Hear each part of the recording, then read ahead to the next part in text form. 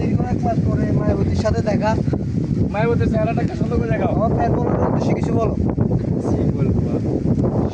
সে সব fan copy link করে দিতে গো। কপিলিং করে দাও, আমাদের সবাই কপিলিং শেয়ার করে করে দিও। দিতে গো।